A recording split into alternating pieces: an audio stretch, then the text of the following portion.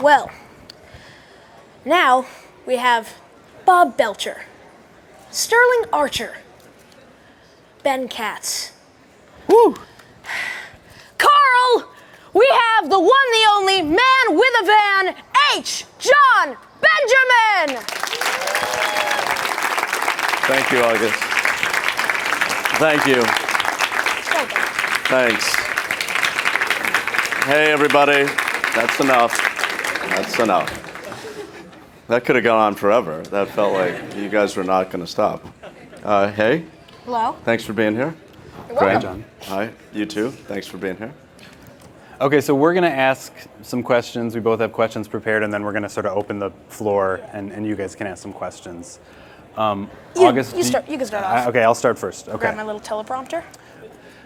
So you've been doing voiceover work for comedy for like 20 years, from Dr. Katz to today. What was your first job doing voiceover work? Dr. Katz. It was Dr. Katz. My first a professional job. Yeah. So yeah, I had done nothing prior to that. Yeah. I mean, I had done comedy, but not voice work. But not voice work. Yeah. When you did it, did you kind of have this feeling of like, this is... Like I arrived? Yeah, I've arrived. I'm gonna... No. Welcome. No, it was the exact opposite. Okay. Because they recorded the show in a guy's house in Cambridge, Massachusetts, which is not it's not a hub of comedy or showbiz. And we recorded the first season in his pantry. Oh, really? Whoa. Yes. Was it set up It was as a set up. recording studio? They hung a mic, Okay. like in front of the shelves with canned food, and it sounds not bad. Yeah. I mean, it didn't sound terrible, but yeah. Like a voice bunker? Well, it was like really makeshift. Like it was a really tiny budget show, and so it was fun. I thought it was fake. Yeah. Like that's how silly it seemed. And it felt like it was... There was an engineer in the other room who had an official board. It was recording. But we were in a pantry, and so that felt like not the way real people did it. Yeah. Yeah. Well, what... And then we moved to a studio like a year later, and then it still felt sort of not that great. Okay. It took Dr. Katz such a small show, so. Yeah. And we were in Massachusetts, so we never got feedback or. You were just making it? Nobody cared. Yeah. Is really what I'm trying to get at. That's great. Yeah. For a while. Yeah. Well, what's the setup like now with Bob's Burgers and Art? What's the process? It's like a pantry. It's a pantry. Yeah. Yeah. Yeah. With some canned food. Okay. Well, now they produce the show in LA, so most of the people are there. Okay. And there's a small group here in New York, Eugene Merman and Larry Murphy, and myself, who live here. So we record together, but they'll be on separate coasts. And are the other actors... And the studio is nicer. It's a little nicer. It's a little nicer. It is. Are they like synced up? So you're all kind of doing it Yeah, we're together? I'm on headphones hearing LA in real time, and they record it simultaneously. Okay, cool. Do you guys improvise a little bit, or like how do you get the sort of loose kind of rhythm on the show? Yes, we do. Yeah. There's we'll read the script through a few times, and then typically because we're all doing it together. Yeah. One person will go off, and everybody will follow. Okay. Yeah. Cool. Except for Dan Mintz, who never improvises. But I think on grounds that he wants to get paid per line or something. He was right. It's contractual. He's a writer, so he feels very proprietary over it. All right, so my question to you is, what was your first acting job? Not voiceover, just acting. The first thing I ever got paid for? Yeah, first paid acting job. I think it was a industrial video for a copy machine where I had to play Rob Schneider's copy guy character. It was very meta. They stole characters from Saturday Night Live and had other people do them. So I think I got paid a lot, like for the time was like $500 or something. Yeah. Which like was like, you know, a crazy amount of money for me for that time. But I had to say, making copies or whatever he said, right? Yeah. So that was it, yeah. You know, have this big fan base. You got a lot of fans. You got standing room only kind of fan base here. Do you Crazy Dogs? got dogs? Dogs came out. Do you get recognized a lot? And I was wondering if do you ever get recognized like just based on your voice? Like, are you ever on the phone with like the cable company and then And the person someone on the freaks phone. out because Hey, you're Bob. they realize? Yes. Once at a bike shop in my neighborhood, the bike store guy recognized my voice. Yeah. Didn't know what I looked like. A lot more people now sort of are aware what I look like, Yeah. I guess, because of the internet, maybe. Or Sure. so, and I've been on TV a bunch. But he didn't. He just knew He the knew. voice. And he gave Yeah. me a free bike seat. So, It's good. Worked out. yeah. Yeah. Perks. Yeah, and I didn't even want it.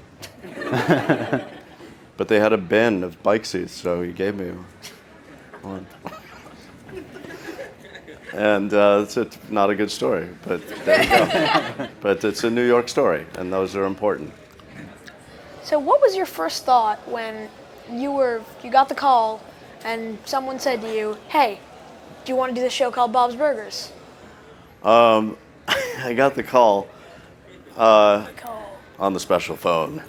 Well, Lauren Bouchard, who makes Bob's Burgers, I've worked with on pretty much every animated show he's made. He was the editor for Dr. Katz, so we met a long time ago, and he now makes his own shows, so it wasn't an exciting call. Like, he's like, I'm making another show. And you're in it. John, you know the drill. Yeah. So it was a bit like that. But Bob's Burgers took a long time to develop, so we did a lot of re-recording for like a year to get this demo done. Because it initially was it was the same show, but Tina was a boy. Sorry, not a man. Tina was a boy, and the family were cannibals. Whoa. What? So, yeah, right? That was Lauren's first idea. And I think to believe Fox was like, no. No cannibals. No.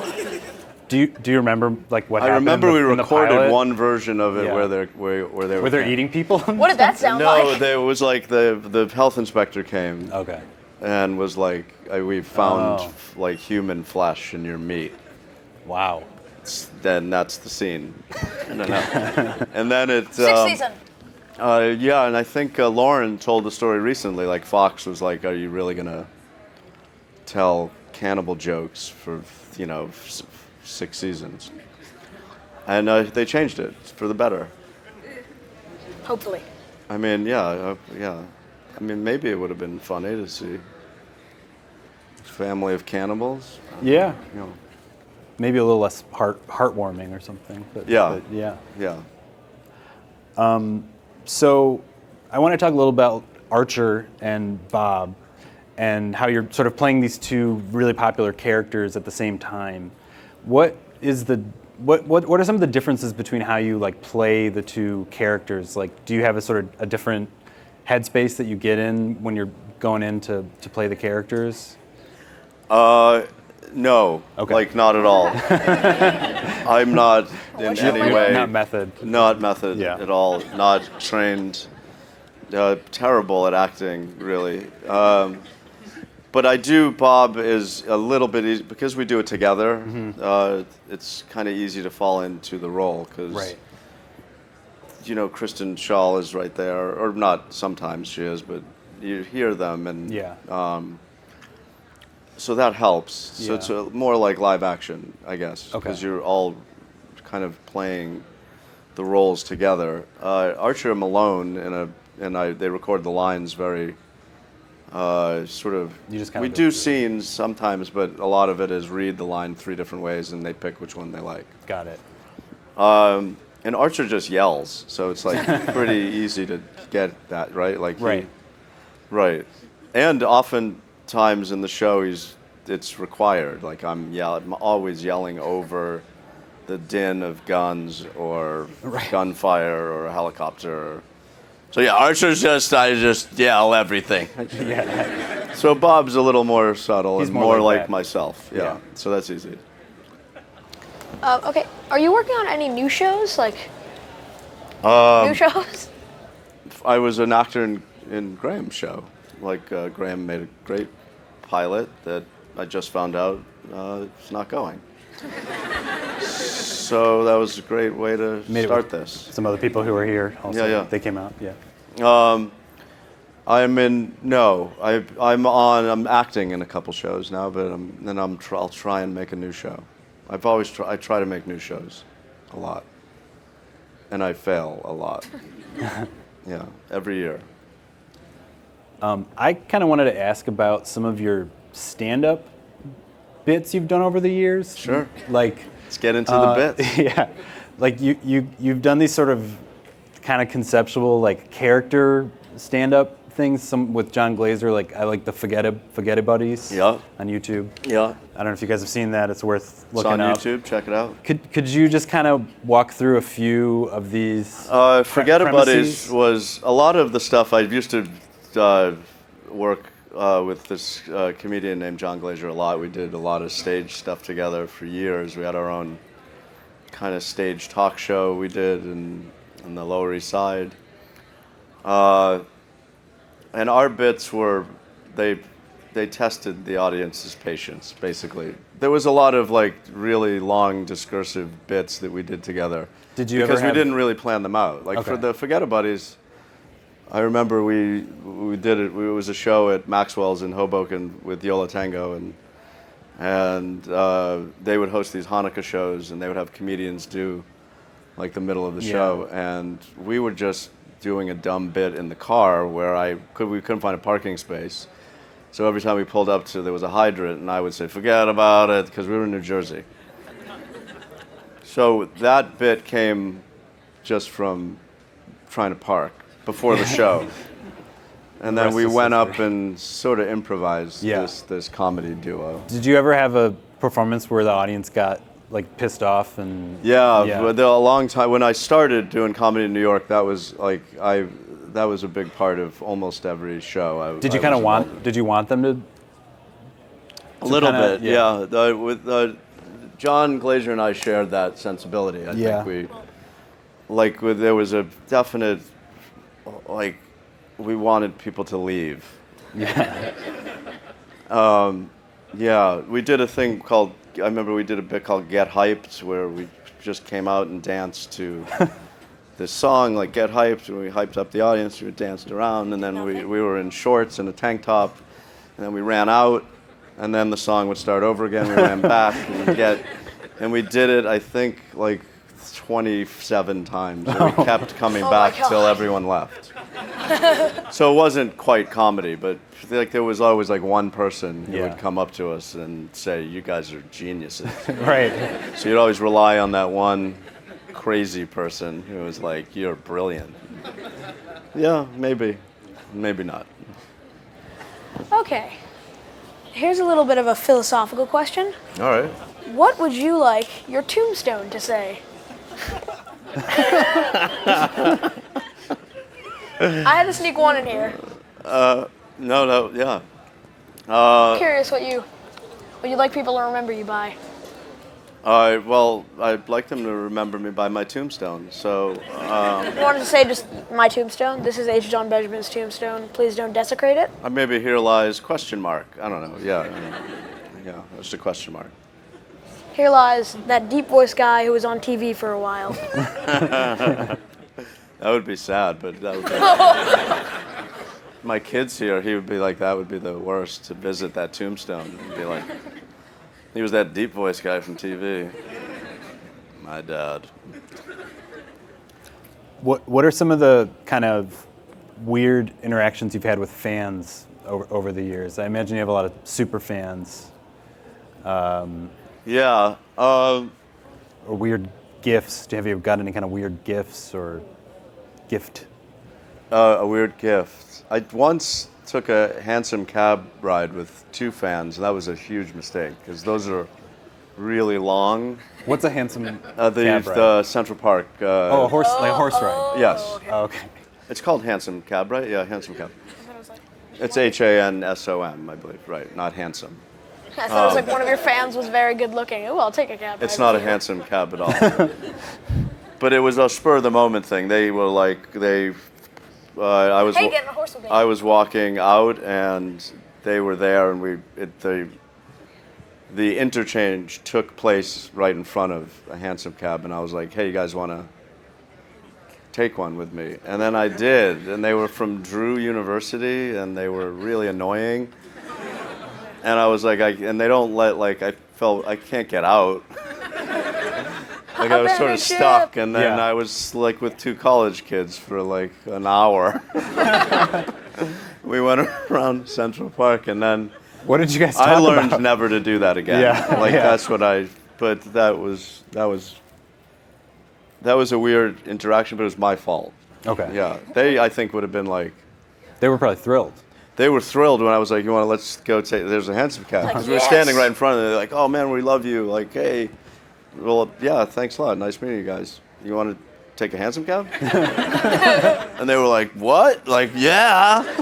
Is this for real? We're in Leon? college. We don't do anything. We were like, yeah, man, are you kidding? Like, let's do it.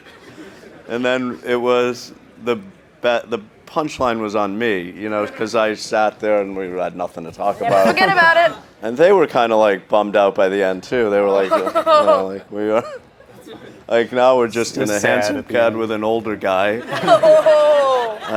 The sheen is gone entirely, so that was funny. That's cool. But it was a good story. We have another clip from the show that we should show. Yeah.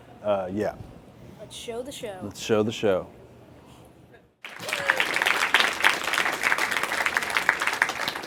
And we're back. Pretty packed with emotion, right? Oh, that was such a long break. God. Okay, so who makes you laugh? Who do you look up to? Who are you like, ha, laughing noises? Oh, what? My son makes me laugh. You make me laugh. You're funny. I laugh at kids a lot now because I'm constantly surrounded by them. But to be honest, I don't watch a ton of comedy. Although all my friends are in it, but I don't watch them as much as so a lot of TV shows I don't turn to that to make me laugh. But that's not to say there aren't funny shows. Do you watch any TV shows? Like, what TV shows do you watch normally? I just watched Black Mirror. That was really. Did you see that? Yeah, That I've seen was that. great. It's really good. Yeah. That was excellent. Yeah. That was funny. That was really funny. Yeah, The hilarious. first one was hilarious. Yeah. I mean, it kind of was. It Yeah. was. Not everybody's humor, but I laughed really hard when I found out what he had to do. Spontaneous laughter when I found out. Yeah. So don't watch that. Don't. I can take And it. I was watching it with Judah was really interested to watch it, and I was like, that one is off limits for a while. Yeah. Yeah.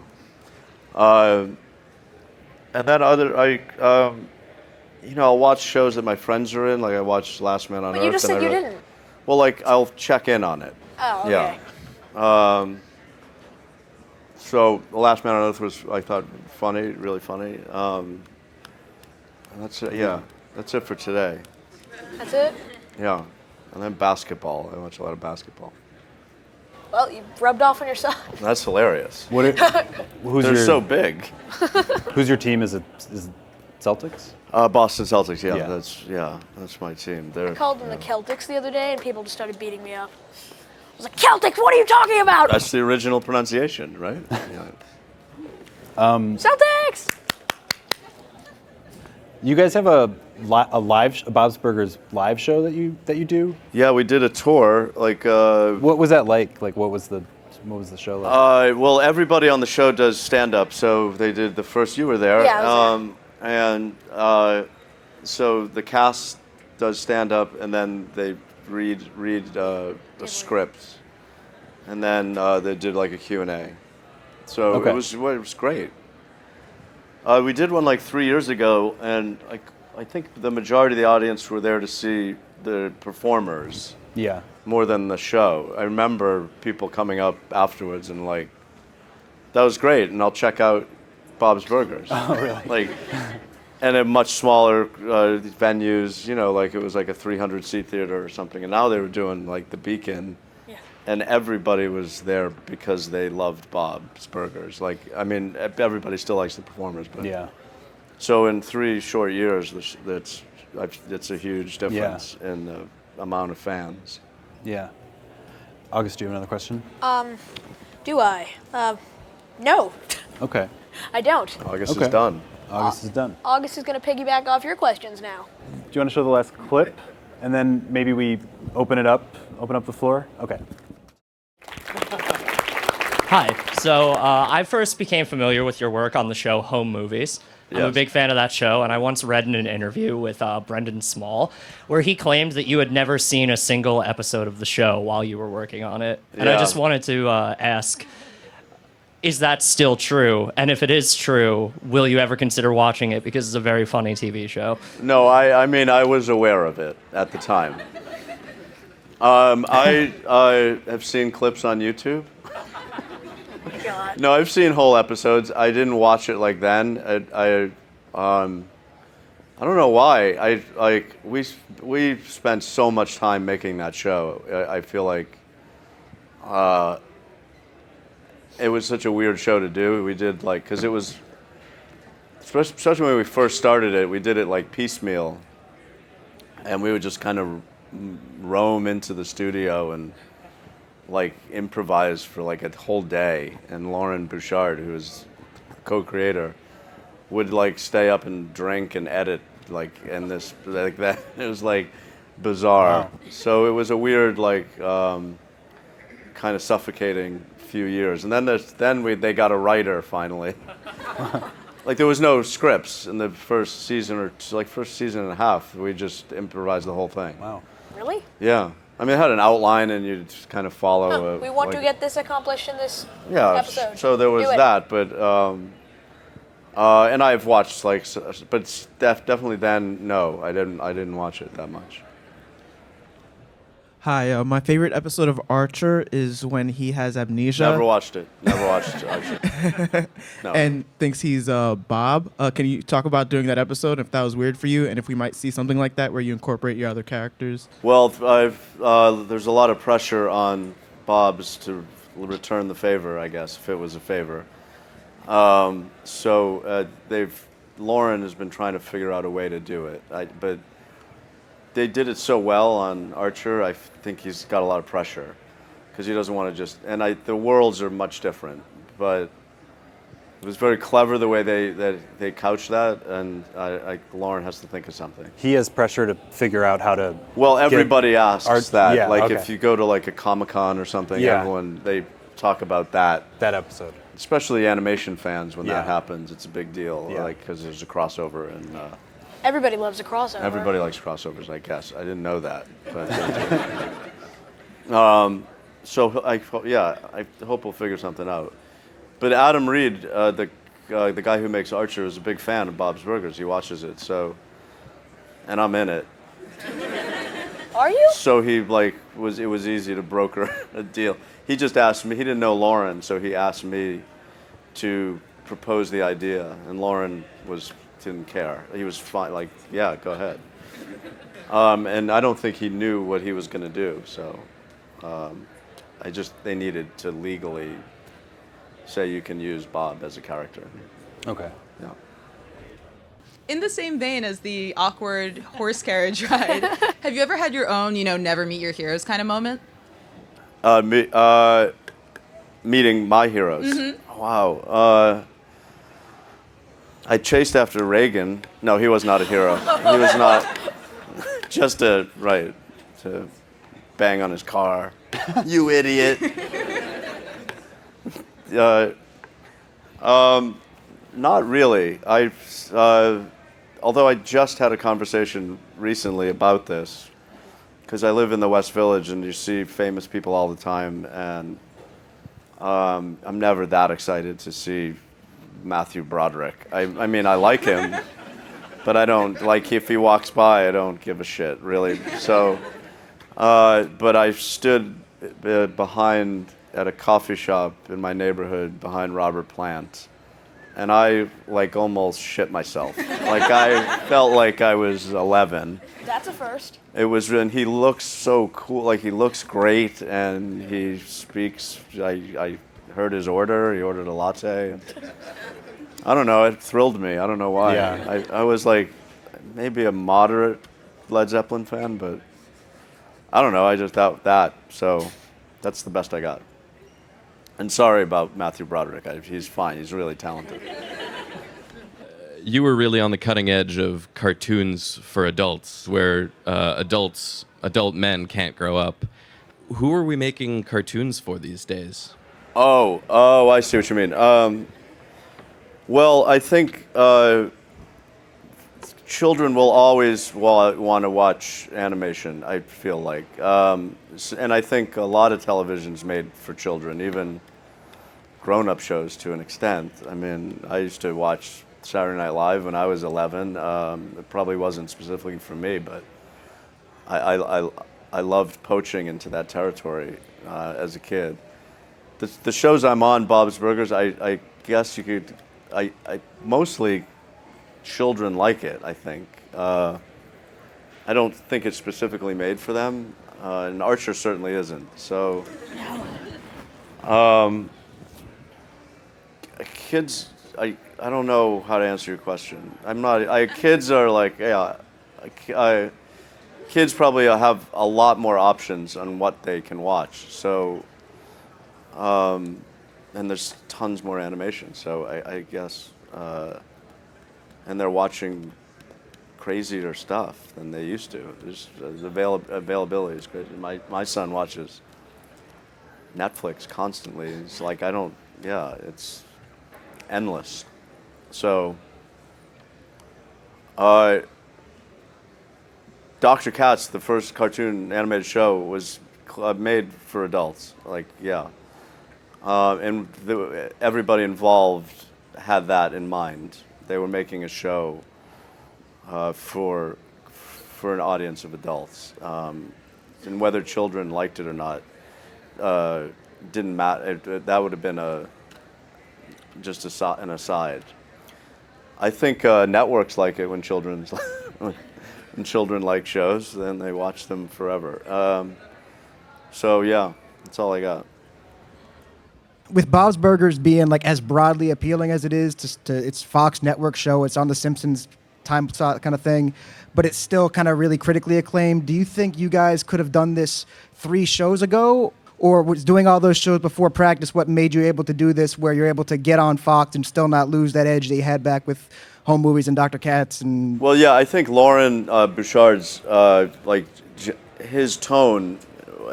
This is like, I think the genesis of it. This is kind of the culmination for him, and I think he loves making a show where he didn't have to try to be edgier because he was on Adult Swim for years. And Home Movies started not on Adult Swim, and it was long before Adult Swim kind of became more of a brand of a type of show, rather than just a bunch of shows made for adults. So Home Movies, I think, started as like. Well, it was a little looser, but like I said, I don't think because it wasn't made for Adult Swim, it was much more like Bob's. So, yeah.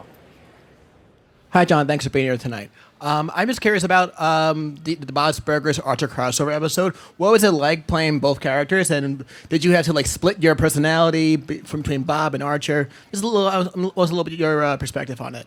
Well, I think it was really just Archer. Who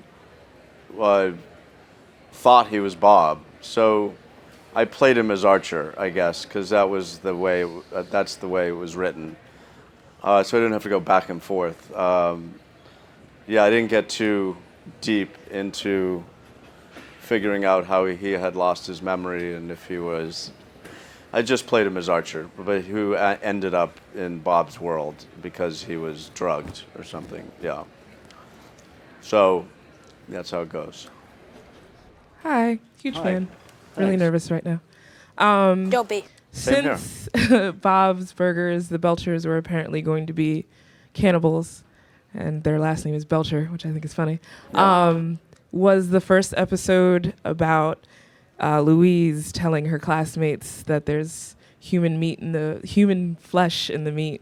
Was that Yes. like a leftover kind of a Yes, thing? that was. I forgot about that. It was, yeah, it was. That was, I can't remember exactly what happened, but that was a joke from the. I can tell you from the beginning. So what happens is no, I'm kidding. No, I remember that, and I think that was a fragment from the original idea, which they kept that joke in, because then it made sense, because it was more like Louise to say stuff like that. Yeah, Fans of things have She's a such good cat. memories. yeah, yeah. I'm a big fan of Bob's Burgers, and I absolutely love your voice. So I just wanted, from the first episode, can you just say this one quote? Listen, you're my children, and I love you, but you're all terrible at what you do here, and I feel like I should tell you I'd That's fire a you long all. line.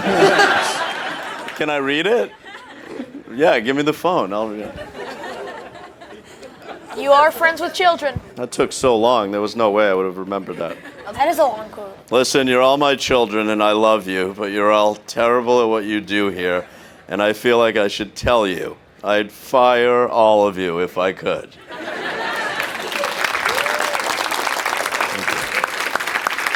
All right. Thanks for coming out. Yeah, thank you all for coming out. Thanks, everybody. Wow, that's great. Yeah.